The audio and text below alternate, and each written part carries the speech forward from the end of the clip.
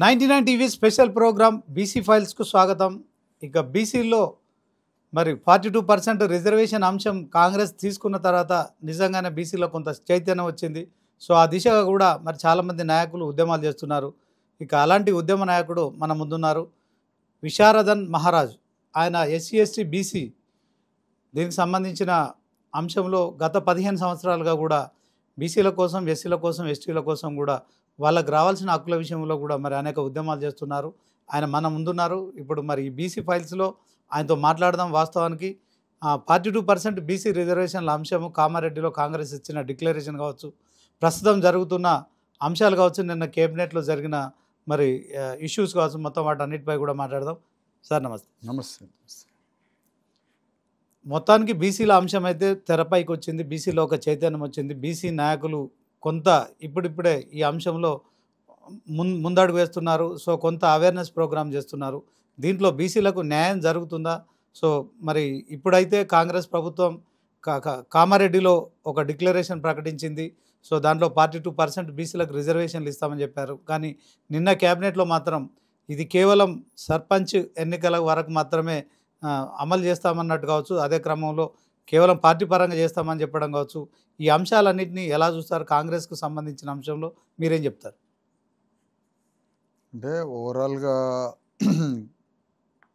ఒక పార్టీ ఎందుకు మేనిఫెస్టోని తయారు చేస్తుంది అంటే తన శత్రు పార్టీని ఓడించడానికి. అది నైతికత అని మేము అనుకోం, కానీ బీసీలకి ఏదో చేయాలనే ఒక సందర్భాన్ని అడ్డం పెట్టుకొని ఆనాడు కేసీఆర్ని ఓడించడానికి రేవంత్ రెడ్డి 42% బీసీ రిజర్వేషన్ల బాణాన్నో కత్తినో బయటికి తీసిండు కామారెడ్డిలో. అది తీసిన తర్వాత క్రమక్రమంగా దాన్ని ఇంకొంత పదును పెట్టుకుంటూ పోయిండు. దేనికంటే ఇంకా ఒకవేళ కేసీఆర్ పెరిగిపోతాడేమో, టీఆర్ఎస్ పెరిగిపోతుందేమో అని అటాక్ చేయడానికి తీసి అతనే అందులో చాలా భయంకరంగా ఇరుక్కున్నాడు. ఒక దశలో స్థానిక సంస్థల ఎన్నికల విషయంలో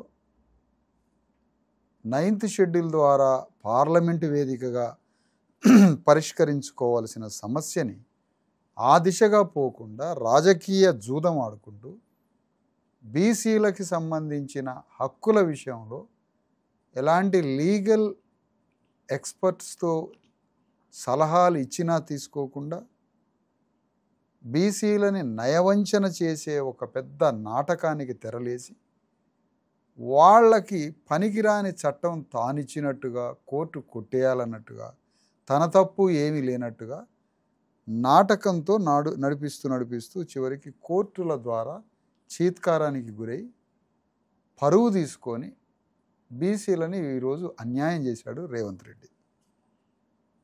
ఇప్పుడు మళ్ళీ నిన్నటి క్యాబినెట్లో ఈ 42% రిజర్వేషన్లలో ఎంపీటీసీ జెడ్పీటీసీ జరపడట, సర్పంచ్ ఎన్నికలు జరుపుతాడట. ఆ సర్పంచ్ ఎన్నికల్లో తాను కాంగ్రెస్ పార్టీ ద్వారా 42% రిజర్వేషన్లని కాంగ్రెస్ పార్టీ ఇస్తుందట.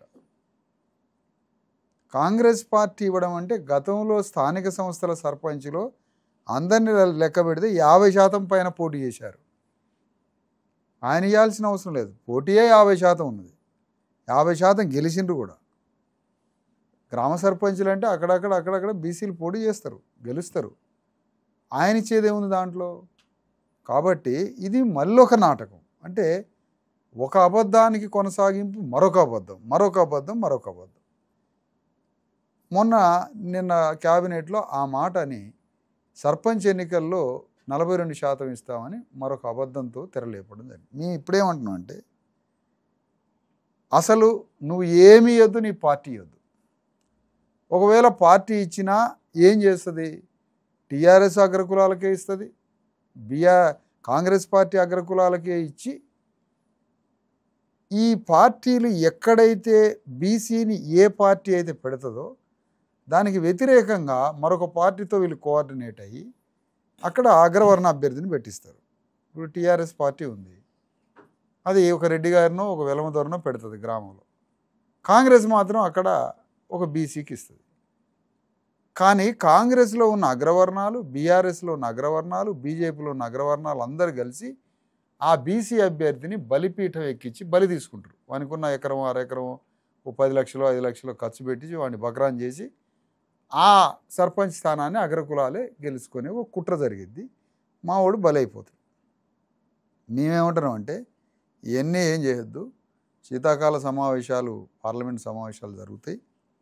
ఈ నాయకుడిని ఒప్పించుకొని కాంగ్రెస్ పార్టీ తీసుకొని ముందు అందరూ కలిసి ఆ పార్లమెంట్లో పెద్ద గొడవ చేసి ఆ 9th షెడ్యూల్లో పెట్టించే ప్రోగ్రాం చేసి అప్పుడు మీరు ఆ చట్టం ద్వారా స్థానాలు మాకు రావాల్సిన వాటాని అధిశాసనంగా, భారత రాజ్యాంగ అధిశాసనంగా పార్లమెంటు వేదికతో వచ్చిన 9th షెడ్యూల్ చట్టం ద్వారా పార్లమెంటులో జరిగే ఆ ప్రక్రియ ద్వారా ఆ హక్కుని, మా వాటాని అంటే ఒక ప్రైడ్గా, గర్వంగా, ఒక గంభీరంగా వాటా తీసుకోవాలి తప్ప భయంగా.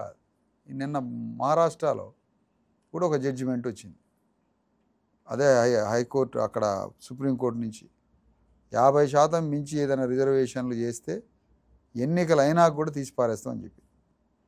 అందుకని ఇప్పుడు మేమేం కోరుతున్నామంటే ఇప్పటికైనా రేవంత్ రెడ్డి బుద్ధి జ్ఞానం తెచ్చుకొని విద్యా ఉద్యోగాల విషయాన్ని మర్చిపోయేటట్టు చేసిండు. 42% పెట్టింది బిల్స్ 3 స్థానిక సంస్థలు, విద్యా ఉద్యోగాలు. విద్యా ఉద్యోగాలలో 42% కావాలి, స్థానిక సంస్థల్లో 42% కావాలి. ఈ 3 బిల్లులు పెండింగ్లో ఉన్నాయి. ముందు దాన్ని ఢిల్లీ వేదికకి తీసుకొచ్చి రాష్ట్రపతిని కలవాలి, ప్రధానమంత్రిని కలవాలి, ఇక్కడి నుంచి ఒక అఖిలపక్షాన్ని తీసుకుపోవాలి. అసలు రిప్రజెంటేషన్ స్టేజే కావాలి ఇంతవరకు.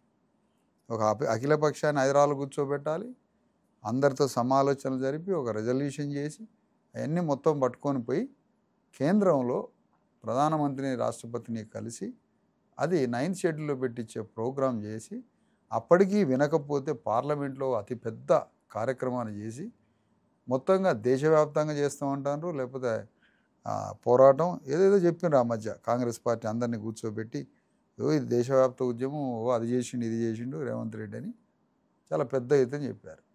అందుకనే ఏ ఉద్యమాన చేయండి 9th షెడ్యూల్ కార్యక్రమాన్ని పూర్తి చేసి భారతదేశంలోనే ఎక్కడా లేనంత అతిపెద్ద జనాభా తెలంగాణలో బీసీ ఎస్సీ ఎస్టీల జనాభా 93% ఉంది. సరే వాళ్ళు ఏదో తప్పు లెక్కలు చేశారు, ఏదో పెద్దగా పెంచి చూపించారు.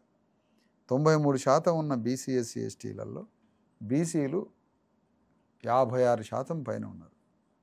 మరి అంత పెద్ద జనాభాకి ఈ రిజర్వేషన్ల సదుపాయాన్ని కల్పించి వీళ్ళకి ఒక ఆత్మగౌరవాన్ని, వీళ్ళకి ఒక సమాజంలో విలువని, వీళ్ళ గౌరవాన్ని, రాజ్యాంగం ద్వారా ఇన్నాళ్ళు దక్కని ఫలాలని మరి ఈ ప్రభుత్వం కనీసం ఈ ప్రజలకి వాగ్దానం ఇచ్చి ఆ వాగ్దానం ద్వారా నమ్మించి ఆశ చూపించి నయవంచన చేసిన దాని నుంచి బయటపడి ఇప్పటికైనా న్యాయం చేసి ఒక మంచి న్యాయ మార్గం ద్వారా ఇది ఈ ప్రజలకు అందించాలని ఈ సందర్భంగా మీ వేదిక నుంచి 99 టీవీ ద్వారా ప్రభుత్వాన్ని డిమాండ్ చేస్తున్నాం.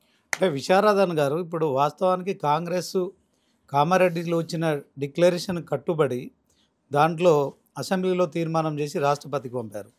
అదే క్రమంలో క్యాబినెట్లో కూడా తీర్మానం చేసి గవర్నరు ఆర్డినెన్స్ రూపంలో పంపారు. సో ఇక్కడ అక్కడ ఎక్కడి నుంచి కూడా ఆమోదం రాలేదు. ఇప్పుడు రేవంత్ రెడ్డి ఇచ్చిన మాట కట్టుబడి ఆయన 42% బీసీలకు ఇవ్వడంలో నాకు ఎలాంటి అది లేదు, నేను రెడ్డిని అయినప్పటికీ కూడా బీసీలకు న్యాయం చేస్తానని 9 జీవో విడుదల చేస్తూ ఎన్నికల షెడ్యూల్ విడుదల చేశారు. సో దాంట్లో కొంతమంది రెడ్డి జాగృతికి సంబంధించి కోర్టును ఆశ్రయించడం, అది బ్రేక్ వేయడం, అంటే కాంగ్రెస్ చిత్తశుద్ధి మీరు ఏదైనా లోపం ఉందని. రెడ్డి జాగృతి కాదు, సవరించాల పదం.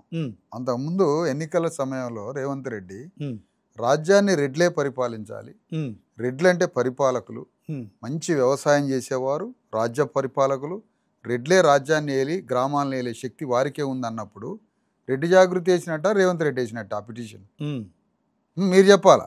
ఓకే, రేవంత్ రెడ్డి వేసినట్ట రెడ్డి జాగృతి వేసినట్ట? ఆయన ముఖ్యమంత్రి కాదు కామెంట్ చేసినప్పుడు. ఎప్పుడు ఆయన ఎప్పుడైతే రెడ్డిలో పాలించాలన్నప్పుడు ఆయన ముఖ్యమంత్రి కాదు. అవును, ముఖ్యమంత్రి అయిన తర్వాత మరి ఎన్నికల హామీల అమలు చేసే క్రమంలో ఆయన చేయాల్సిన ప్రయత్నాలు అన్నీ చేసిండు కదా.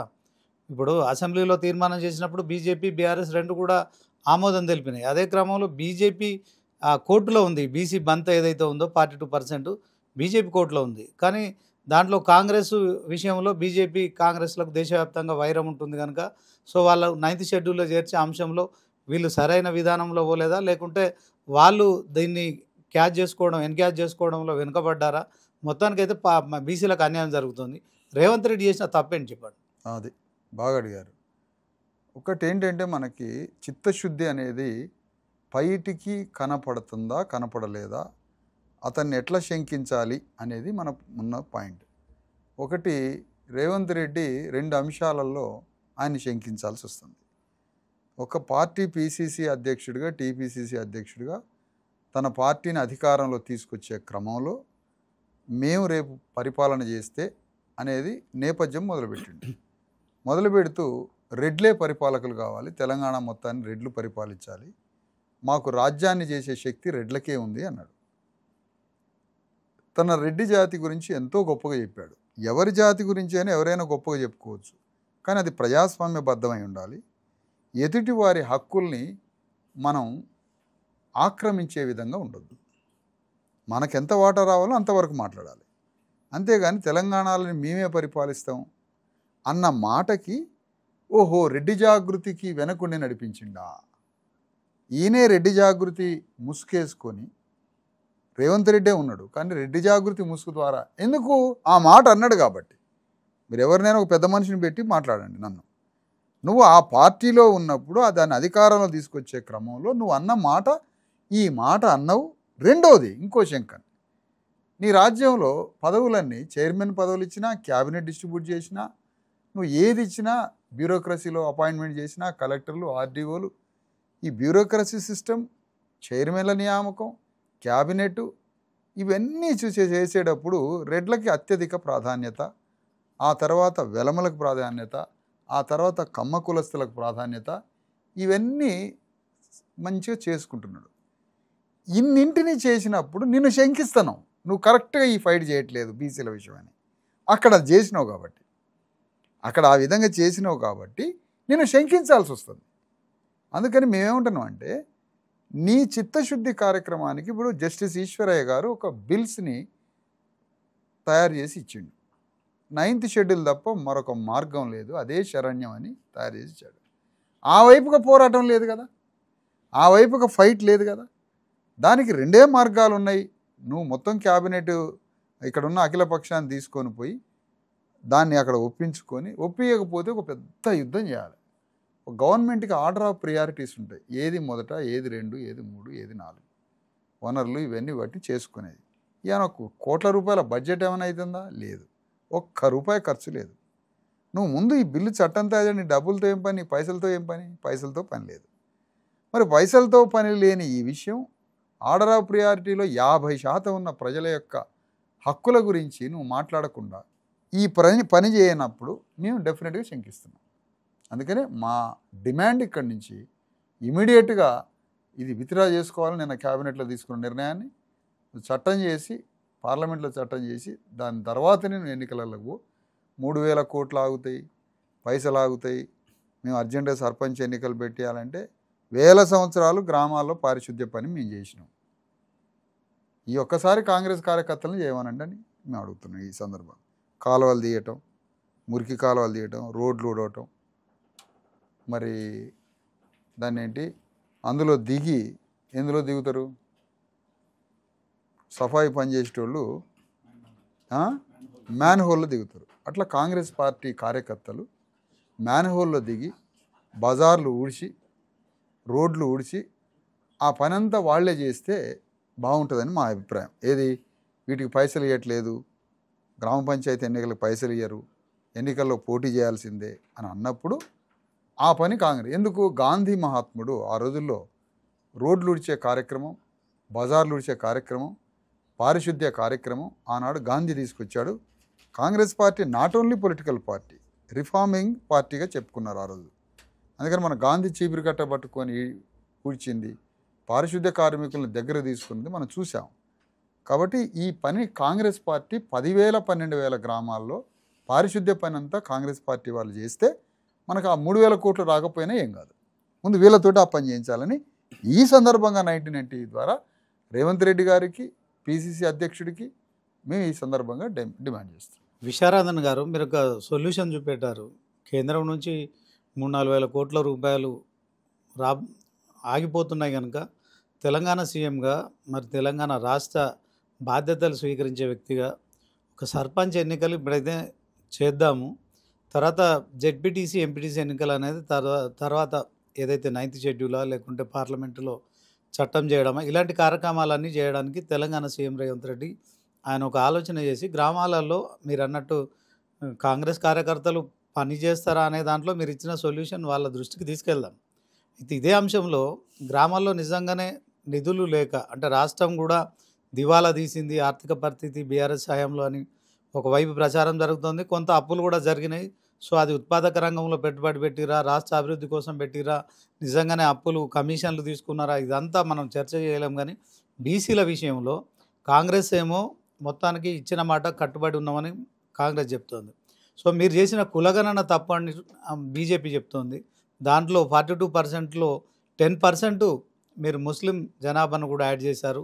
సో ఇది మాకు సమ్మతం కాదని బీజేపీ చెప్తోంది. కాంగ్రెస్ అలాగే బీజేపీల మధ్య ఉన్న వైరంతో బీసీలకు మరొకసారి, అంటే ఇప్పటికే 7-8 దశాబ్దాలుగా కూడా బీసీలకు న్యాయం జరగట్లేదు. సో ఈ బీసీ ఉద్యమం నిన్న మొన్న పుట్టింది కూడా కాదు. జవహర్లాల్ నెహ్రూ దగ్గర నుంచి కూడా షెడ్యూల్డ్ తరగతులు అన్నాం, కానీ షెడ్యూల్ కులాలు అని మనం విభజించకపోవడం వల్ల మనకు అన్యాయం జరుగుతుంది. నిజంగా మీరు ఒక దళితుడై ఉండి కూడా బీసీల కోసం నిజంగా ఉద్యమం చేయడం అయితే అభినందనీయం. కానీ దీంట్లో నిద్ర నటిస్తున్నారు వాళ్ళు. నిద్రపోయే వారిని మనం లేపొచ్చు. నిద్ర నటిస్తున్న కాంగ్రెస్ బీజేపీలను మీరు ఎట్లా నిద్ర లేపుతారు? దీంట్లో మీకున్న బలం ఏంటి? సో ఖచ్చితంగా ఒకప్పుడు తెలంగాణ ఉద్యమానికి కేసీఆర్ సారథ్యం వహించారు. సో అప్పుడు ఆ ఉద్యమం పూర్తిస్థాయిలో ఒక 14 ఏళ్ళు ఉవ్వెత్తున ఒకే వ్యక్తి సారథ్యంలో నడిచింది. ఇప్పుడు బీసీలు తర్వాత ఆర్ కృష్ణయ్య ఒక మార్గంలో ఉన్నారు, జాజుల శ్రీనివాస్ గౌడ్ ఒక మార్గంలో ఉన్నారు, మీరు విశారదన్ మహారాజు, తర్వాత చిరంజీవులు గారు, ఈశ్వరయ్య గారు మీరు ఒక మార్గంలో ఉన్నారు. అంటే ఇప్పుడు ఈ బీసీ ఉద్యమం అనేది ఇట్లా డివైడ్గా పోతున్న నేపథ్యంలో సో మీ అందరికీ నాయకత్వం వహించేది ఎవరు, దీన్ని ముందుకు తీసుకెళ్లేది ఎవరు, అదే క్రమంలో కాంగ్రెస్ బీజేపీలను ఎట్లా మీరు సాధించగలుగుతారు? మీ దగ్గర ఉన్న ప్రణాళిక ఏంటి చెప్పండి. మంచి ప్రశ్న వేశారు సార్. ఒకటి మీరు అన్నట్టుగా కాంగ్రెస్ పార్టీ కార్యకర్తల్ని నేను ఎందుకు ఈ సందర్భంగా అన్నానంటే, పైసలు రావట్లేదు, పైనుంచి ఎన్నికలు పెట్టాలి, అవి రావాలి కదా, మరి అయ్యే బడ్జెట్ తెచ్చుకోవాలి కదా అని అంటారు. నేనేమన్నా ఈలోపు కాంగ్రెస్ పార్టీలో ఉన్న అగ్రవర్ణ నాయకులు ఉన్నారు, చాలా పెద్ద పెద్దగా ఉంటారు, ఎత్తు పొడుగు లావుగా శక్తివంతంగా ఉంటారు. అగ్రవర్ణ నాయకులు వెలమ, రెడ్డి, బ్రాహ్మణ, కమ్మ వాళ్ళందరూ పారిశుద్ధ్య పని చేస్తే ఆ పైసలు రాకపోయినా దానికి చెల్లుబాటు అయింది అనేది మా అభిప్రాయం. వాళ్ళు పని చేస్తారా సార్? నిజంగా చెప్పండి. వాళ్ళకి పని చేయించడమే తెలుసు, కానీ పని చేయడం ఎప్పుడన్నా చూసినాం. వాళ్ళు ఇప్పుడు ఎందుకు పని చేస్తారు చెప్పండి. అంటే రేవంత్ రెడ్డి పోలీస్ డిపార్ట్మెంట్కి ఆదేశాలు ఇచ్చి ఖచ్చితంగా పోలీసులు నిలబడి పని చేయించాలి వాళ్ళు. రేవంత్ రెడ్డి ఆ కుర్చీలో ఉంటాడండి అలాంటి పనులు చేస్తే? ఆయన ఉంచుతారా? అంటే మరి ఒక్కసారి మ్యాన్ హోల్లో దిగకపోతే, ఒక్కసారి కాలువలు దిగకపోతే, మ్యాన్ హోల్లో దిగి ఆ మధ్య 30 మంది వచ్చిండ్రు ఇక్కడ ముషీరాబాద్. అవును. అంటే మరి మేము చావాలనా? ఏం ఒక్కసారి రుచి చూడాలనా వద్దా?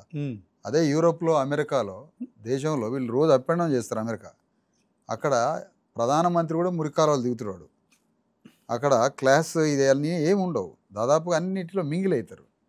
అట్లాంటి సోషలైజేషన్ లైఫ్ వీళ్ళకి తెలవాలనేది మా అభిప్రాయం. ఒక్కసారే పెద్ద పెద్ద కోట్లకు పడగలెత్తిన వాళ్ళు పిల్లగాళ్ళని పెద్ద పెద్ద మాల్స్లో, షాపులో పెట్టిస్తూ ఉంటారు ప్రాక్టీస్ కోసం పిల్లగాళ్ళ.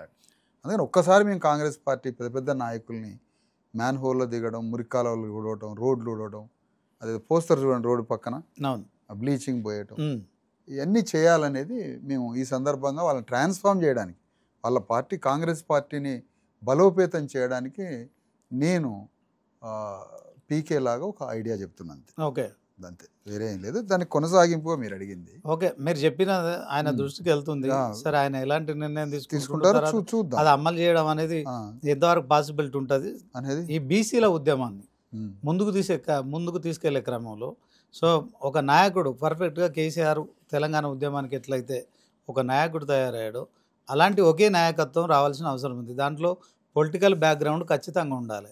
దీంట్లో ఎంప్లాయీస్ ఒక దిక్కు, తర్వాత కాంగ్రెస్ నుంచి ఒకరు, బీజేపీ నుంచి ఒకరు, సమ్ బీసీల నుంచి కొంతమంది అయితే ఇది ఒక అండర్ వన్ రూప్ కింద వెళ్తేనే ఇది దీనికి ఒక విప్లవం వస్తుంది, దాన్ని మనం తీసుకెళ్ళవచ్చు కదా, దానికి ఏమన్నా కార్యాచరణ ఉందంటారా? ఒకటి ఏంటంటే సార్, ఒక విషయం ఇక్కడ ప్రధానంగా మీరు 3 క్వశ్చన్స్ చేశారు. ఒకటి ఏకనాయకత్వం. ప్రస్తుతం అయితే ఏకనాయకత్వం లేదు, బహుళ నాయకత్వమే ఉంది.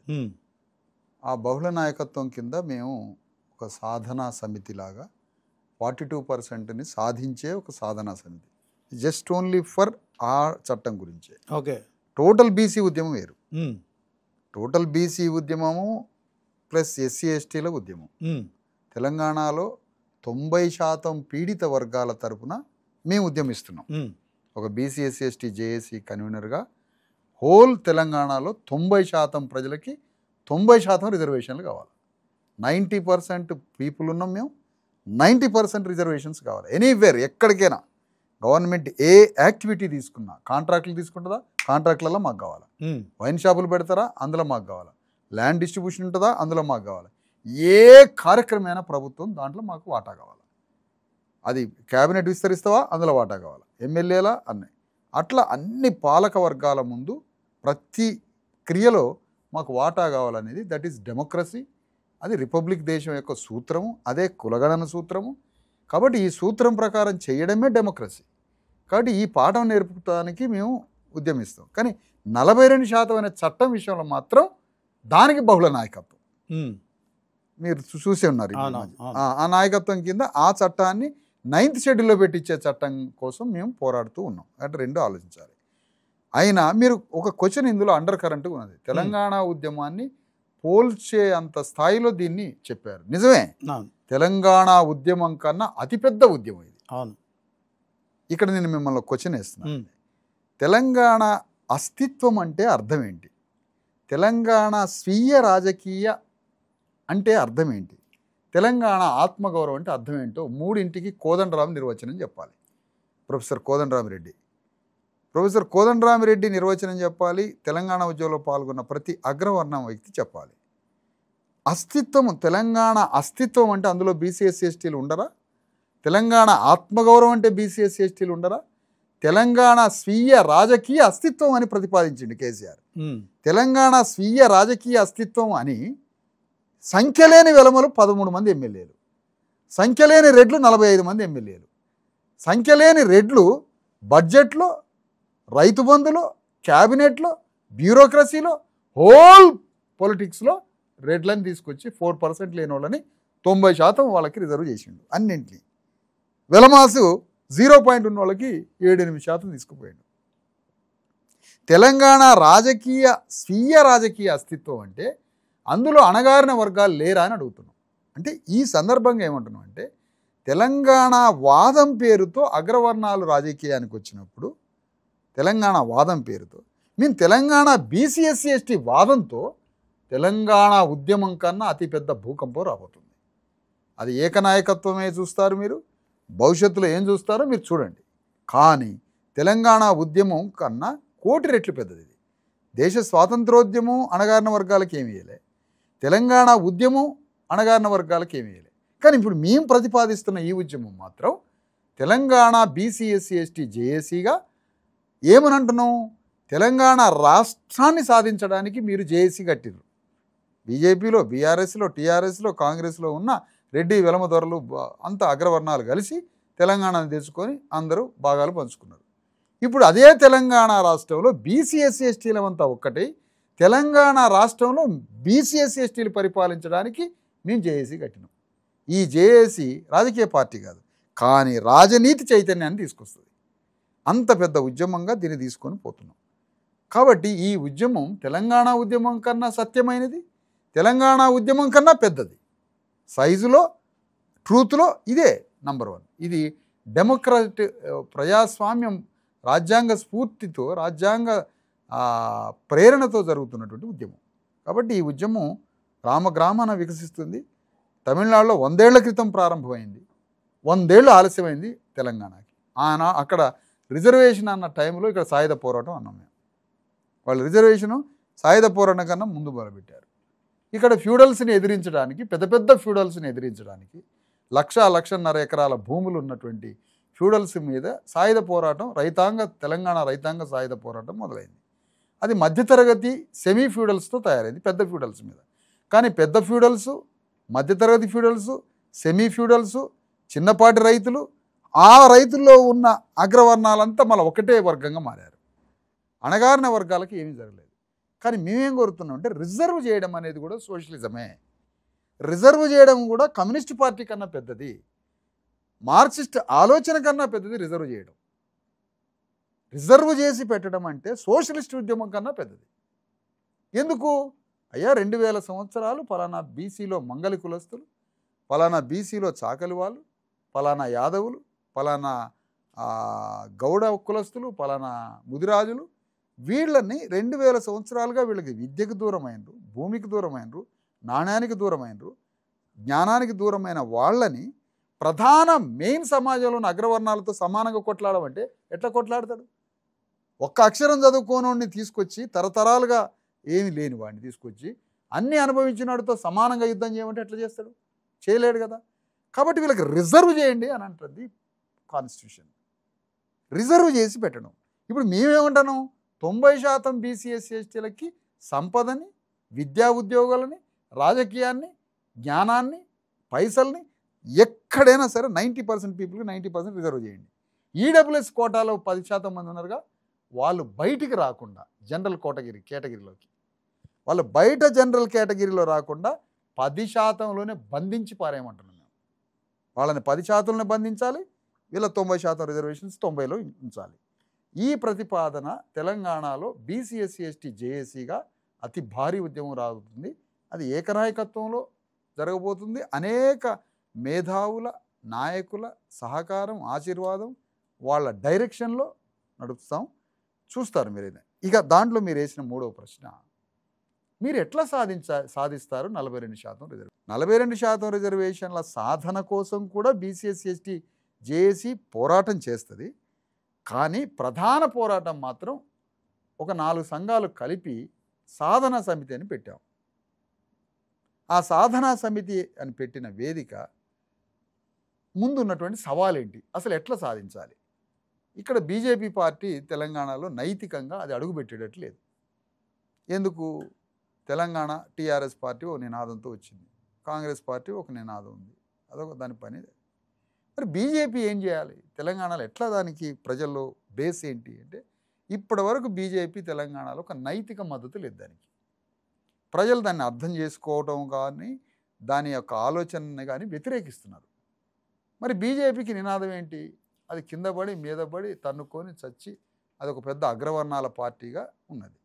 ఇప్పుడు ఆ పార్టీ తెలంగాణలో అడుగు పెట్టాలంటే బీసీల రిజర్వేషన్స్ ఆనాటికి రేపటి 4 రోజులు అయినాక 52% అంటాం మేము. అక్కడ ఉండం, 42 కాడ ఉండం. కొన్నాళ్ళకి 6 నెలల తర్వాత బిల్సే వేస్ట్ అయిపోతాయి, కొత్త బిల్స్ తయారు చేసి పంపాలి. 50% బీసీ రిజర్వేషన్ల కోసం పోరాడేటువంటి ప్రక్రియకి బీజేపీ మద్దతు ఇస్తే ఆ పార్టీ అడుగు పెట్టగలదు. కాంగ్రెస్ దానికోసం పోరాడితే అది బతకగలదు. టీఆర్ఎస్ పార్టీ శవం మీద, ఇప్పుడు పాడ మీద ఉన్నది ఆ పార్టీ.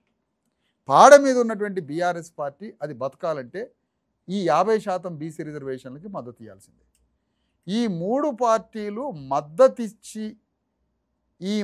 ఇచ్చి పోరాడే అనివార్య స్థితికి ఆ 3 పార్టీలు తీసుకొని వస్తాం. ఆ అనివార్యంగా మద్దతు ఇవ్వకుండా వాళ్ళు ఉంటే 3 పార్టీలు చచ్చిపోతాయి. మరి దానికి ఏం చేయాలి? మేము మా ఉద్యమాన్ని విస్తరించాలి, భావజాల వ్యాప్తి చేయాలి, 3 కోట్ల మందిలో ఈ భావజాలాన్ని పంపు చేయాలి. ఒక నైతికమైనటువంటి ప్రజాస్వామ్య డిమాండ్. ఈ రోజు వరకు నాకు ఈ రాజ్యంలో నాకు ఒక రిజర్వేషన్ కావాలని ఒక నాయి బ్రాహ్మణుడు అనుకోవటంలే. వాళ్ళకి ఆ జ్ఞానం లేదు. క్యాస్ట్ని కోడ్ చేస్తూ, క్యాస్ట్ కూడా ఒక శ్రామిక వర్గం, కానీ మంగళి కులం కూడా ఒక శ్రామిక వర్గం, ఒక ఉత్పత్తి కులం, ఒక శూద్రుడు, ఒక అంటరానివాడు కొన్ని రాష్ట్రాల్లో.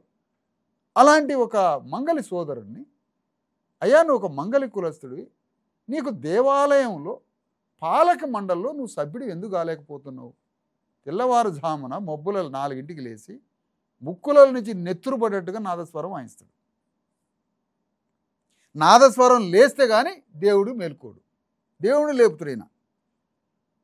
అలాంటి నాదస్వరం వాయించటం, అక్కడ మొక్కులు చెల్లించిన ఎంటికలు తీసే మంగళ ఆయనకి దేవాలయ కమిటీలో స్థానం ఉందా అని కమ్యూనిస్ట్ పార్టీ ఎప్పుడైనా అడిగిందా? ఎవరు అడగలేదు. ఒక మావోయిస్ట్ పార్టీ అడిగిందా? అడగలేదు. ఇక్కడ వాళ్ళు దీని ఉపరితల సమస్య అన్నారు.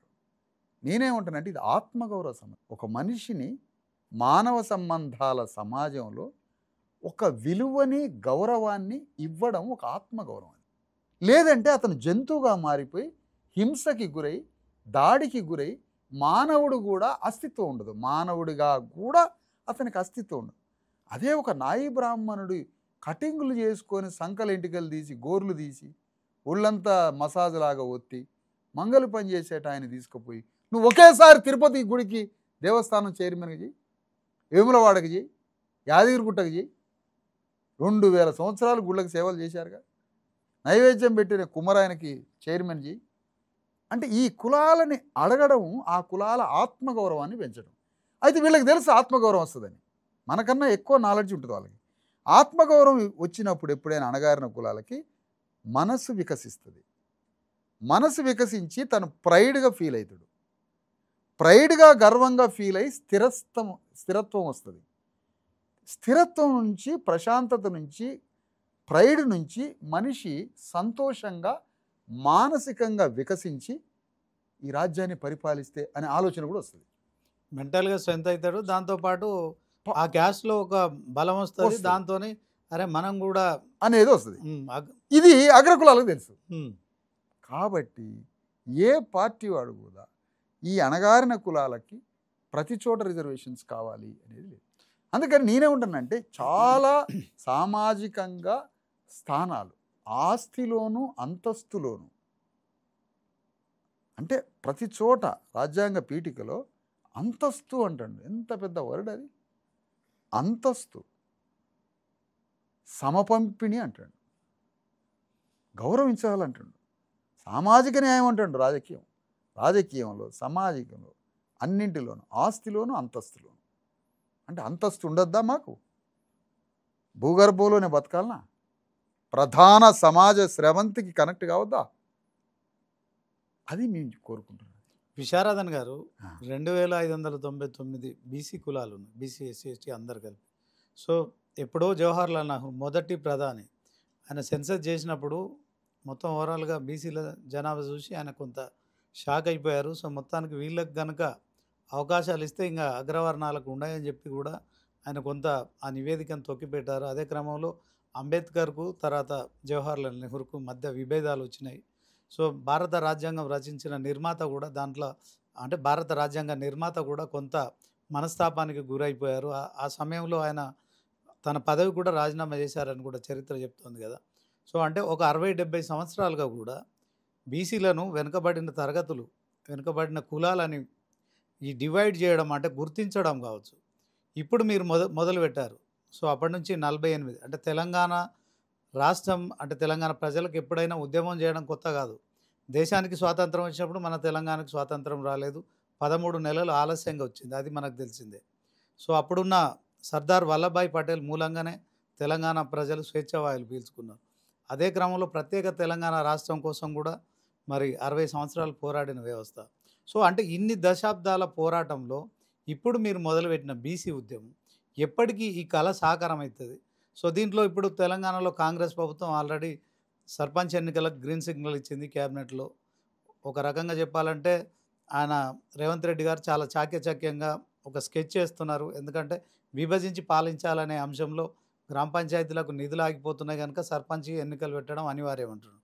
సో దీన్ని మీరు ఎట్లా అడ్డుకుంటారు? మీ దగ్గర ఉన్న ఏంటి మీ అస్త్రాలు ఏంటి? మీరేం చెప్తారు? ఒక విషయం ఏంటంటే మీరు ఇందాక అన్నది నెహ్రూ గారు ఏమీ జనాభాని లెక్క పెట్టలేదు, బ్రిటిష్ కాలం లెక్క పెట్టి. కాకపోతే కాకా కాలేకర్ కమిషన్ నెహ్రూ గారి టైంలో మీరు అన్నది ఆ కమిషన్ మొత్తం రిపోర్ట్స్ ఇచ్చింది, రికమెండ్ చేసింది.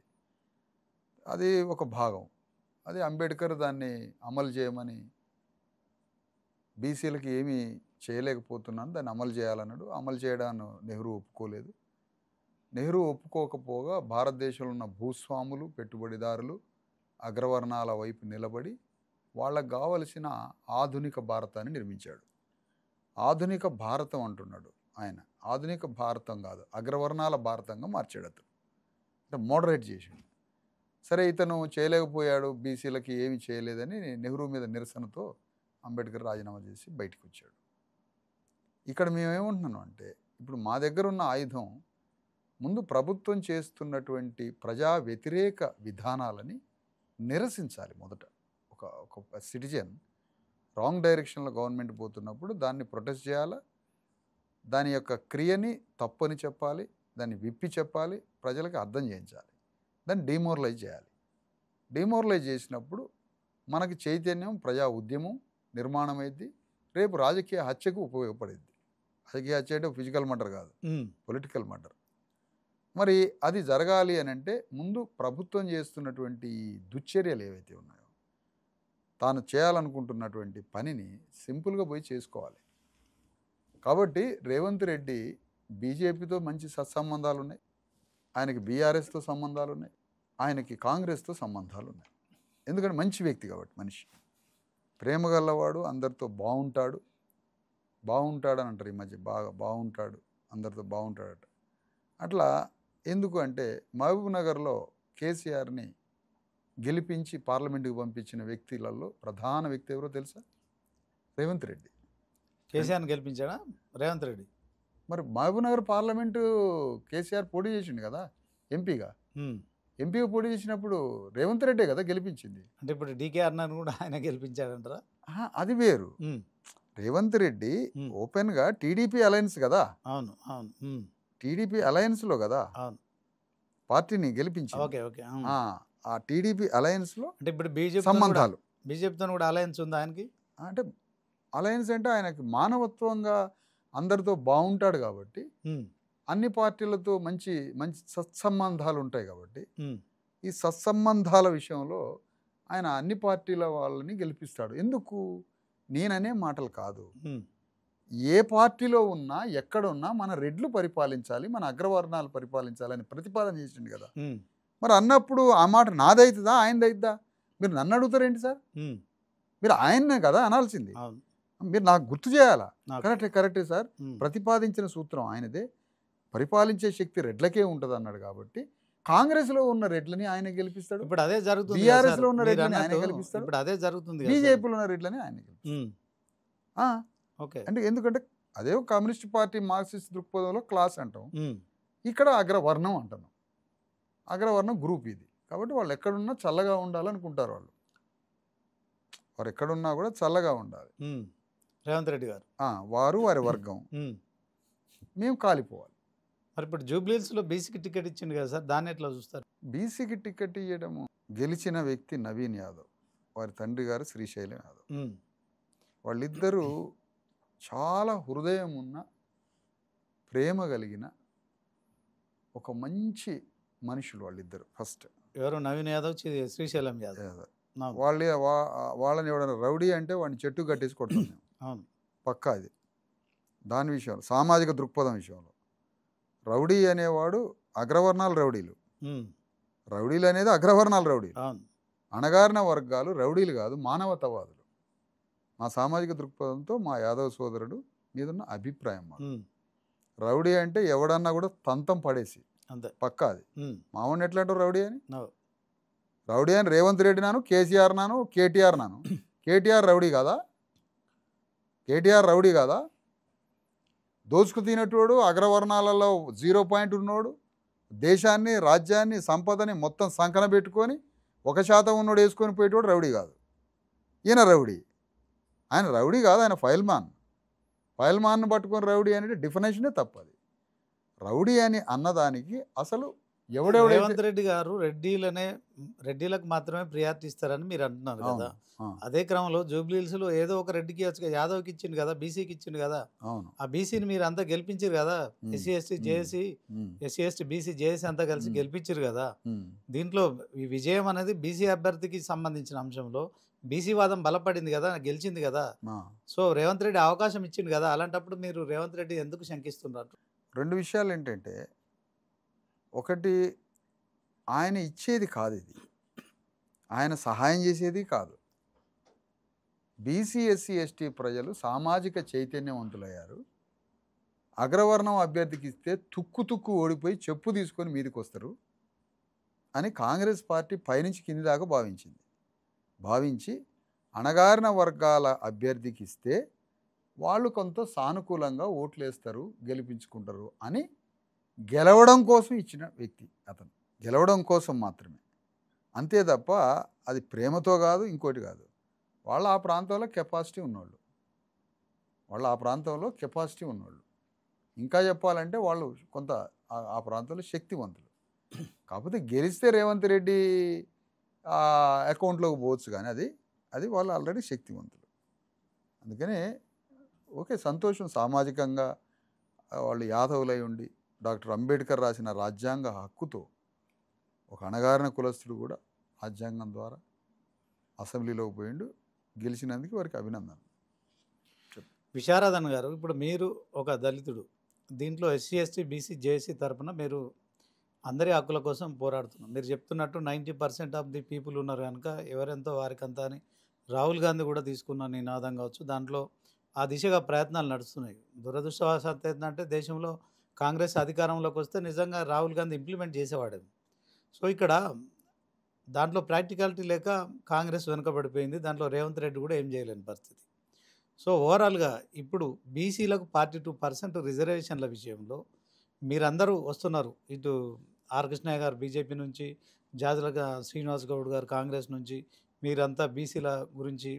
సో దీంట్లో ఇప్పుడు మీరు ఎవరితో పోరాటం చేయదలుచుకున్నారు? ఏ ప్రభుత్వంతో పోరాటం చేసుకున్నారు? రేవంత్ రెడ్డితోనా, తర్వాత ప్రధానమంత్రి నరేంద్ర మోడీతోనా, ఎవరితో చేయాలనుకుంటున్నారు చెప్పి?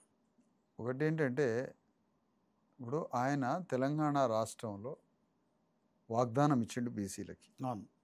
ఒక ముఖ్యమంత్రిగా ముందు కాంగ్రెస్ పార్టీగా వాగ్దానం ఇచ్చాడు, ఒక ముఖ్యమంత్రిగా నేను చేసి పెడతా అని వాగ్దానం ఇచ్చాడు. ఆయన మాకు 9th షెడ్యూల్ ఇవన్నీ కూడా పెద్ద వివరాలు తెలియదు, మాకు పెద్దగా అంత నిపుణులం కాదు.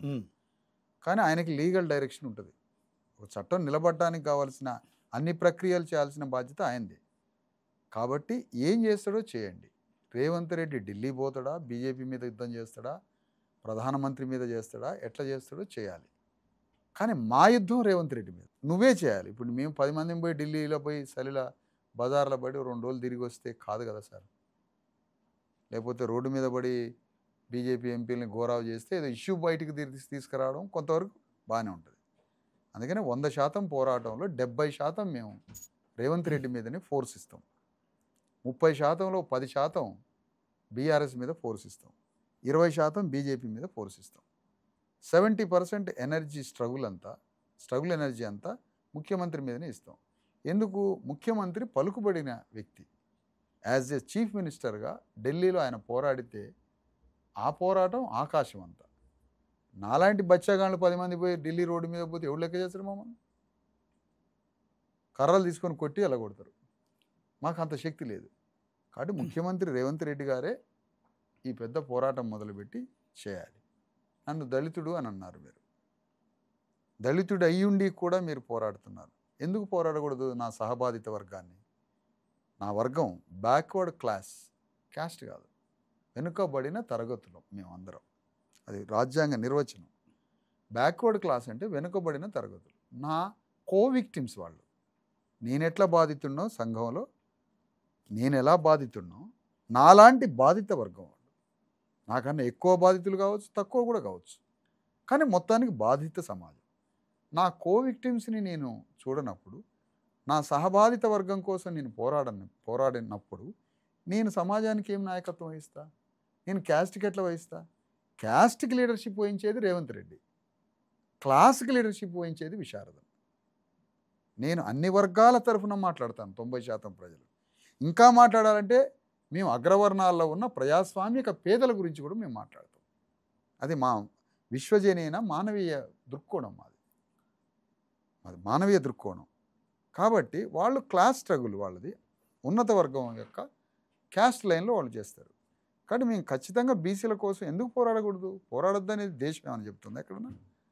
నా విక్టిమ్స్ గురించి నేను స్ట్రగుల్ చేస్తా. ఎందుకు? బికాస్ జ్యోతిరావు ఫూలే ఆయన దళితుల గురించి ఎంతో పోరాటం చేసిండు. అంటే షెడ్యూల్ క్యాస్ట్ కూడా కాదు, అస్పృశ్యుల కోసం తన యుద్ధం కొనసాగింది.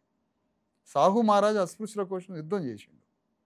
అనేక మంది బీసీ నాయకులు, పోతులూరు వీరబ్రహ్మం అస్పృశ్యుల కోసం పోరాడాడు. ఇట్లా చెప్పుకుంటూ పోతే ఎంతోమంది శూద్రులైనటువంటి ఈనాడు బీసీకి అలాంటి వాళ్ళు అస్పృశ్యుల కోసం ఎంతో పోరాడారు. అంత పోరాటం చేసి మాకు జీవితాన్ని ప్రసాదించినప్పుడు మేము ఆ రుణం చెల్లించుకోవడానికి ఈ బీసీ వర్గాలని కాళ్ళకు అద్దుకుంటాం, కండ్లకు అద్దుకుంటాం, ఈ బీసీ ప్రజల కోసం సేవ చేస్తాం అని మీ ద్వారా మళ్ళొక్కసారి వాగ్దానం చేస్తాం. ఓకే, విశారదన్ గారు, మీరు చెప్పిన పోరాటానికి మా తరపున మీకు ఖచ్చితంగా అభినందన తెలుపుతున్నాం. ఇదే క్రమంలో అంటే కాంగ్రెస్ ఇచ్చిన హామీని మేమెందుకు నెరవేరుస్తాం, ఆ కులగణన మాకు తప్పుల తడక, దీంట్లో మేము జనగణన చేసిన తర్వాత మాత్రమే ఈ రిజర్వేషన్లు దానికి అంశానికి కట్టుబడి ఉన్నామని బీజేపీ చెప్తుంది కదా. ఇప్పుడు రేవంత్ రెడ్డి ఎట్టి పరిస్థితుల్లో ఒకవైపు బడే బాయ్ చోటే బాయ్ అని ప్రధానమంత్రిని సంబోధించిన దేశవ్యాప్తంగా ఆ రెండు పార్టీల మధ్య ఉన్న వైరం కారణంగా ఈ యొక్క రిజర్వేషన్ల అంశం అనేది తేలే ప్రసక్తి కనిపించట్లేదు, అంటే తేలేలాగా కనిపించట్లేదు. సో ఆ క్రమంలో మీరు ఇది దేశవ్యాప్తంగా చేస్తాము మేము జనగణన అని బీజేపీ అంటున్న నేపథ్యంలో ఇప్పటికే స్థానిక సంస్థల ఎన్నికలు జరగకుండా 2 ఏళ్ళు అవుతుంది. అంటే అవి 5 ఏళ్ళు ప్లస్ 2 ఏళ్ళు 7 ఏళ్ళు అయిపోతుంది. నిజంగానే వాస్తవానికి కేంద్రం నుంచి తెలంగాణకు మొండి ఇస్తుందని చెప్పి కాంగ్రెస్ బీఆర్ఎస్లు కూడా ఆరోపిస్తున్న నేపథ్యంలో ఈ 42% రిజర్వేషన్ల అంశంలో మీరు బీజేపీకి కానీ కాంగ్రెస్ కానీ ఏదైనా సలహా ఇస్తారా? వాళ్ళకు ఒక సొల్యూషన్ ఏమన్నా ఉందా మీ దగ్గర? 100% ఉంది. వాస్తవానికి ఒక సత్యం వైపు ఒక స్వార్థపరుడు, ఒక నిజం వైపు ఒక స్వార్థ పాలకుడు ఎట్లా టర్న్ అయ్యాడో చూడండి. యాక్చువల్గా ఎవరెంత వాటానో, ఎవరెంత జనాభా వారికంత వాటా అనేది రాజ్యాంగ సూత్రాన్ని పట్టుకొని, గణతంత్ర సూత్రాన్ని పట్టుకొని కాన్షీరామ్ దేశమంతా విజృంభించి నాయకత్వం వహించాడు. కాన్షీరామ్ చనిపోయిన తర్వాత, ఆ ఉద్యమం కుంటుపడ్డ తర్వాత ఆ సూత్రాన్ని చాలా జాగ్రత్తగా రాహుల్ గాంధీ పట్టుకున్నాడు. కాన్షీరామ్ మెథడాలజీని రాహుల్ గాంధీ పట్టుకున్నాడు. ఇది ఒక్కటే గడపార బీజేపీని బడవడానికి అనుకున్నాడు.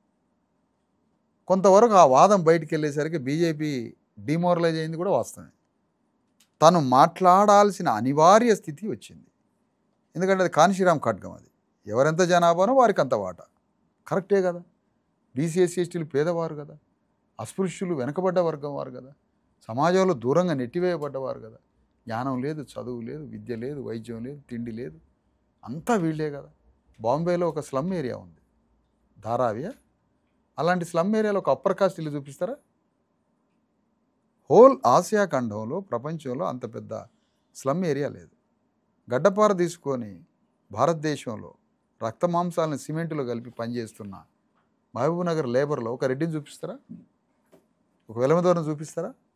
అంటే క్యాస్ట్ అనేది వెరీ క్లియర్. ఇక్కడ ఇంత అణగారిన వర్గాలకి ఏమీ లేదు కదా, ఎవరెంత జనాభానో వారికి అంత వాటా అనే కాన్షీరామ్ ఖడ్గాన్ని రాహుల్ గాంధీ పట్టుకునేసరికి రాహుల్ గాంధీకి అప్పుడు 50 ఎంపీల నుంచి 100 ఎంపీల కాడికి ఎగబాకి. అవును, కొద్దిగా మూమెంట్ వచ్చింది. మూమెంట్ వచ్చిన తర్వాత ఇది విస్తరిస్తే శ్రీరామరాజ్యానికి డ్యామేజ్ అవుతుంది అని బీజేపీ కూడా పట్టుకుంది. బీజేపీ పట్టుకున్నది అంటే సత్యం ఎంత గొప్పదో చెప్తున్నా, సత్యవాక్కు. బీజేపీ పట్టుకొని జనగణన అంటుంది. అంటే కులగణనే. వైష్ణవ్ కేంద్ర కేబినెట్ మంత్రి కులగణన కూడా చేస్తాం అన్న, జనగణనలో భాగంగా కులగణన. ఆ కులగణన చెయ్యాలి అనే ఆలోచన రావడం, రేపు చేయడం అనేది మేము కోరుకుంటున్నాం. 100% జరగాల్సిందే, జరగాలని కూడా పోరాడతాం. కులగణన జరిగితే అప్పుడు లెక్కలు మొత్తం బయటికి వెళ్తాయి. ఎవరి స్థితి గతులు ఏంటి, స్థితిగతులు తెలుస్తాయి. ఈ స్థితిగతులలో నుంచి నువ్వేమంటున్నావు, ముస్లిమ్స్ బీసీలలో ఉన్నారు కాబట్టి మేము రిజర్వేషన్స్ని వ్యతిరేకిస్తాను అంటున్నావు. మేమేమంటున్నాం అంటే మంచి మాటే అన్నావు అనుకున్నాం కాసేపు. నువ్వు ఈడబ్ల్యూసీ కింద 10% అగ్రవర్ణాలని ఎంతమందిని అయితే దడిగట్టి కట్టకుండా 10% ఇచ్చినావు. ఈ దేశంలో 14-15% ముస్లింలు రిలీజియన్ మైనారిటీ వర్గాలు ఉన్నారు. 0.1 లెవెల్లో పారసీ, క్రిస్టియన్స్, సిక్కు కూడా ఉన్నారు. వారితో పాటుగా బౌద్ధులు ఉన్నారు. వారితో పాటుగా ముస్లిం, వీళ్ళందరూ కలిపి 15% అనుకున్నాం. అందులో ఒక 4-5% ధనవంతులు అనుకున్నాం. రిలీజియన్ మైనారిటీ ముస్లిం లాంటి వర్గాలకి 10% రిజర్వేషన్ల కోసం భారతదేశ వ్యాప్తంగా మేము పోరాడతాం ముస్లింలకి. అంటే 10% నువ్వు ముస్లింలకి ఇవ్వాల్సిందే. రేపు జనాభాలో తేలిపోతారు వాళ్ళు. స్థితి గతి జనసంఖ్య ఏది నువ్వు ఇందులో వద్దంటే 10% సపరేట్గా. నేను ఎట్లా ఇస్తా 10% అంటే ఈడబ్ల్యూసీకి ఏ రకంగా ఇచ్చినావు? అసలు ఈడబ్ల్యూసీ కాన్స్టిట్యూషన్ స్పిరిట్కి అగైనెస్ట్, అది రాజ్యాంగ స్ఫూర్తికి అసలు దానికి ఇచ్చే మార్గమే లేదు. కానీ రాజు శాసనం రాసుకున్నట్టుగా రాసుకున్నాడు.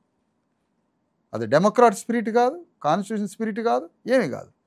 రాజు రాసుకుంటాడు కదా శాసనం, అట్లా రాసి పారేసాడు. ఒప్పించుకున్నాడు, వారం రోజులు పని అయిపోయింది. ఇవాళ 10% తింటారు రిజర్వేషన్స్, పైగా ఓపెన్ కేటగిరీలో వచ్చి అందులో కూడా దోచుకొని పోతున్నారు. మేమేమంటున్నామంటే దీంట్లో కాదు అవకాశం ఇవ్వాల్సింది, ఈ దేశ సంపద అగ్రవర్ణాల చేతిలో ఉంది. రిజర్వేషన్ స్పిరిట్లోకి నీ అగ్రవర్ణాలు ఉన్న పేదల్ని పంపడం గొప్ప కాదు. పేదలు తింటున్న ఉద్యోగాలు చిన్న చిన్న రిజర్వేషన్స్లోకి అగ్రవర్ణాల్లో ఉన్న పేదల్ని పంపుతారట వీళ్ళు. మేము అదనట్లే, ఈ దేశ సంపద మొత్తం అగ్రవర్ణాల కొద్ది మంది చేతిలో ఉంది.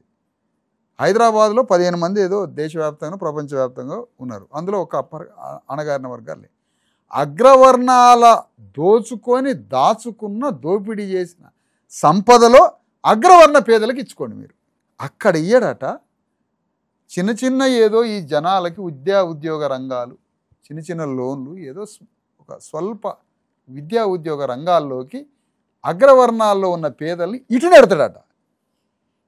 ఇటు నెట్టేసరికి ఈ పేద అగ్రవర్ణం ఆయన మాకు సహాయం చేసిండు కదా మోదీ, రేవంత్ రెడ్డి అని అనుకుంటారు. కానీ నేను పేద అగ్రవర్ణాలకి ఇక్కడ సలహా ఇస్తున్నా. ఎవరు ఆయన? మాధవరెడ్డేనా? రెడ్డి జాగృతి. ఇంకొక రెడ్డి గారు మోహన్ వంగ సమ్ పేరుంది. ఈ రెడ్లకి నేనేం చెప్తున్నానంటే, అగ్రవర్ణాల దగ్గర లక్షల కోట్లు, వేల కోట్లు కాదు, వందల కోట్లు, లక్షల కోట్ల ఆస్తులు ఉన్నాయి. అగో ఆ ఆస్తిలో వాటా ఏమనండి వాళ్ళ పేద అగ్రవర్ణాలకి. అది పాసిబుల్ అవుతుంది సార్ విశారదన్ గారు? అది ఎట్లా పాసిబుల్ అవుతుంది? సంపన్నుడు అవుతున్నాడు, పేదవాడుగానే ఉండిపోతున్నాడు కదా. ఇది మీరు కేవలం బీసీ 42% ఇష్యూతోని అంటే పేద వర్గాల్లో ఉన్న చిన్న చిన్న ఉద్యోగాల్లోకి పేద అగ్రవర్ణాలను నెడతారు కానీ ఇటు నెట్టి వీళ్ళ దగ్గరికి పంపిస్తాడు కానీ, ఈడబ్ల్యూఎస్ కోటా ద్వారా పంపుతాడు కానీ వాళ్ళ ఆస్తుల్లో మాత్రం ఏడా అగ్రవర్ణాలు తమ సొంత కులంలో ఉన్న పేదవాడిని బాగు చేయనోడు దేశంలో ఉన్న 90% పేదలను బాగు చేస్తాడని రాంగ్ కాన్సెప్ట్ కదా ఇది. అవును. నీ ఆస్తిలో, నువ్వు సంపాదించినటువంటి ఆస్తిలో దాంట్లో అణగారిన వర్గాలకు ఇవ్వండి. ఓకే, ఓకే విశారదన్ గారు, మొత్తానికి మీరంతా కలిసి బీసీ ఉద్యమం కోసం పనిచేస్తున్నారు. సో దీంట్లో మీకు ఉందా, ఒక క్లారిటీ ఉందా? ఇదంతా 42% రిజర్వేషన్లు అమలు కావడం కావచ్చు, అదే క్రమంలో అది 50% వరకు కూడా ముందుకెళ్ళడం కావచ్చు. సో ఇట్లాంటి అంశాలన్నీ ఎప్పటి వరకు క్లారిటీ వస్తాయి? మాకు పిచ్చ క్లారిటీ ఉంది. 42% రిజర్వేషన్లు సాధించడానికి కానీ 90% ప్రజలకి 90% రిజర్వేషన్స్ విషయంలో అగ్రవర్ణ పాలకుల్ని ఎట్లా మెడలు వంచాలనో, ఈ నైతిక మద్దతు ఎట్లా తీసుకోవాలనో కూడా క్లారిటీ ఉంది. మీరు క్లారిటీ ఉందా అని నన్ను అడుగుతుంటే క్లారిటీ ఉంది. ఇప్పటికైనా తెలంగాణ బీసీ ఎస్సీ ఎస్టీ ప్రజలు ఆవేశపడొద్దు, పోలీసుల మీదకి పెద్ద పెద్ద వర్గాల మీదకి ఆవేశంగా ఉరుకొద్దు. జ్ఞానంతో, తెలివితోటి, వ్యూహంతో మన వర్గాలందరినీ సమీకరించి భావ చైతన్యాన్ని విస్తరించినప్పుడు తప్పు చేసేవాడు, స్వార్థపరుడు, దోపిడీ దొంగ కూడా తప్పని పరిస్థితుల్లో ట్రాన్స్ఫామ్ కాకపోయినా మద్దతు ఇవ్వాల్సి వస్తుంది, క్రియ చేయాల్సి వస్తుంది. అది వరద చుట్టూ వచ్చినప్పుడు, తన ఉనికికే ప్రమాదం ఏర్పడ్డప్పుడు అప్పుడు మనిషి దారి వదులుతాడు. అందుకని తెలంగాణలో 3.5 కోట్ల మంది బీసీ ఎస్సీ ఎస్టీలని చైతన్యం చేస్తాం. దాంట్లో భాగంగానే 42% విషయంలో చతురతతో, జ్ఞానంతో, చైతన్యంతో 3 పార్టీలని పార్లమెంటు వేదిక మీద ఒప్పించి అది 9th షెడ్యూల్లో పెట్టించే ఒక సుదీర్ఘ ప్రజాస్వామ్య శాంతియుత ఉద్యమాన్ని నిర్వహిస్తామని ఈ సందర్భంగా తెలియజేస్తాం. ఓకే విశారదన్ గారు, ఇప్పుడు ప్రభుత్వం గ్రామ పంచాయతీ ఎలక్షన్స్ నిర్వహించాలన్నాడు, దీన్ని అడ్డుకోబోతున్నారా? ఏం చేయబోతున్నారు? 100% దీన్ని నిరసిస్తాం. అడ్డుకోవడానికి ఎన్ని మార్గాలు ఉన్నాయో అన్ని మార్గాల్ని ప్రయత్నం చేస్తాం, ప్రొటెస్ట్ చేస్తాం. ముందు ఇది తప్పు అని ప్రజలకు చైతన్యం చేసుకొస్తాం, చట్టం వచ్చేంత వరకు ఆపుతాం. మీరు ఇందాక ఒక మాట అన్నారు, మీరు వాళ్ళకి పరిష్కారం ఏదైనా చూపిస్తారని. 100% పరిష్కారం చూపిస్తాం. 100% మేము అగ్రవర్ణాలు లక్షల కోట్లు దోచుకుంటున్నారు అని అంటున్నారు. దోచుకోవాల్సిన అవసరం లేదు. ఎందుకు అవసరం లేదు? మీరు మంచి చేయండి ప్రజలకి. మీరు పైసలు ఖర్చు పెట్టాలనుకుంటున్నారు. ఇప్పుడు రేవంత్ రెడ్డి రాబోయే ఎన్నికలు కూడా పైసలు ఖర్చు పెట్టాలి అని, కేసీఆర్ ఎన్నికలకు ఖర్చు పెట్టాలని లక్షల కోట్ల రూపాయలు తయారు చేస్తున్నారు. నువ్వు 42% 9th షెడ్యూల్ పెట్టి నువ్వు డబ్బు ఎందుకు ఖర్చు పెట్టాలిగా ఎన్నికల్లో? మా కోళ్ళు కోయటం, వైన్ షాప్లోకి తీసుకుపోవడం, మందు పోయడం, కోళ్ళు కోపియటం, మనిషికి 4,000 2,000 ఎందుకు ఇవ్వాలి? నువ్వు 50% రిజర్వేషన్లు పార్లమెంట్లో తీసుకురా, 9th షెడ్యూల్ పెట్టి నువ్వు కోళ్ళు కుక్కలను కోయాల్సిన అవసరం ఏంది? 1,000 కోట్లు ఖర్చు పెట్టాల్సిన అవసరం ఏంది? ఇదే మేము చెప్పే చిట్కా పరిష్కారం. ఓకే, ఓవరాల్గా బీసీలో చైతన్యం వచ్చిందంటారా? ఇంకా రావాల్సిన అవసరం ఉందంట? చాలా రావాలి. బీసీలలో చైతన్యం చాలా రావాలి. ఒక తమిళనాడులో ఏ స్థాయిలో వచ్చిందో చైతన్యం, ఒక బీహార్లో, ఉత్తరప్రదేశ్లో ఏ స్థాయిలో ఉందో చైతన్యం, దాంట్లో 10% కూడా రాలేదు తెలంగాణలో. ఆనాడు మండల్ కమిషన్ ఉద్యమంలో బీసీలు పాల్గొనలే. ఆనాడు అంబేద్కర్ పోరాటం చేసి బీసీలను ఆహ్వానిస్తే లండన్ రౌండ్ టేబుల్ సమావేశాలకి బీసీ ప్రతినిధులు రాలే, నాయకులు రాలే, ఉద్యమంగా రాలేదు. అక్కడ కోల్పోయాం.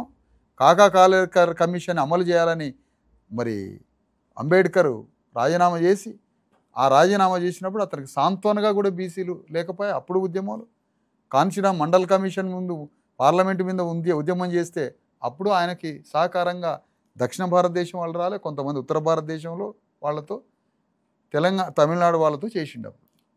తెలంగాణలో ఎంతో చైతన్యం రావాలి. ఎందుకంటే ఇక్కడ క్లాస్ స్ట్రగుల్ మీదనే, ఇక్కడ కుల చైతన్యం తక్కువ. కుల చైతన్యం తక్కువ అనేది చాలామంది సంతోషపడతారు, కానీ నేను బాధపడుతున్నా. ఎందుకు తెలంగాణలో కుల చైతన్యం ఉండదు? ఇక్కడ కుల సంఘాలు తక్కువ, ఆంధ్రాలో ఉన్నంత కుల సంఘాలు ఉండవు ఈడ అన్నారు. చాలా తప్పు. అట్లా అన్నప్పుడు మరి తెలంగాణ ఉద్యమంలో అగ్రవర్ణాలే రాజ్యానికి ఎందుకు వచ్చిండ్రు? అది వారి కుల చైతన్యం కాదా? కాంగ్రెస్ పార్టీ ద్వారా రెడ్లే రాజ్యంలో ఎందుకున్నారు? వాళ్ళ కుల చైతన్యం కాదా? నక్సలైట్ కమ్యూనిస్టు పార్టీలలో అగ్రవర్ణ రెడ్లు వెలమదొరలో ఎందుకు నాయకత్వం వహించారు? అది వాళ్ళ కుల చైతన్యం కాదా? మాకేం కుల చైతన్యం వద్దు, మాకేం కుల చైతన్యం ఉండొద్దు, మీకు కుల చైతన్యం ఉండొచ్చా? దానికి తార్కాణమే ఇది కదా. అదే చైతన్యం ఇప్పుడు బీసీలో రావడానికి ఎన్ని రోజులు పడుతుంది? మీరు బీసీ చైతన్యం గతంలో 1% ఉండే, ఇప్పుడు 10%కి వచ్చింది. ఓకే, ఈ 10% చాలు ఇక 100% రావడానికి. ఓకే, మనిషికి 10 మందికి చెప్తే అయిపోతుంది. దానికోసం రోజొక కులాన్ని, రోజొక 2-3 కులాలని అడ్రస్ చేస్తూ ఇలా నాయి బ్రాహ్మణ సంఘ సమావేశానికి పోయించాం. ఈరోజు ఒక్కొక్క కులాన్ని ఆ రోజు తెలంగాణలో అగ్రవర్ణ రాజ్యానికి అణగారిన కులాలను వలలు పట్టుకొని, గంగపుత్రులు, ముదిరాజులు, మంగళూరు కత్తులు పట్టుకొని ఇట్లా తలా ఒక కుల వృత్తితోటి పోయి ఆయనకి రాజ్యం ఇవ్వడానికి తిరిగింది. ఇవాళ మనమే రాజ్యం తలా ఇంత తీసుకుందామని ఇవాళ మేము అణగారిన వర్గాల దగ్గరికి పోతున్నాం. ఏదైతే ఏంటి, తెలంగాణలో బీసీల చైతన్యం ప్రోగ్రెస్లో ఉంది. ఓకే, అది మల్టిప్లై అది అగ్ని జ్వాలగా మారి అది వారికి 42% యొక్క 9th షెడ్యూల్ చట్టమే కాదు, రాబోయే రోజుల్లో బీసీ ఎస్సీ ఎస్టీలు తెలంగాణ గడ్డ మీద రాజ్యాన్ని స్థాపిస్తారు.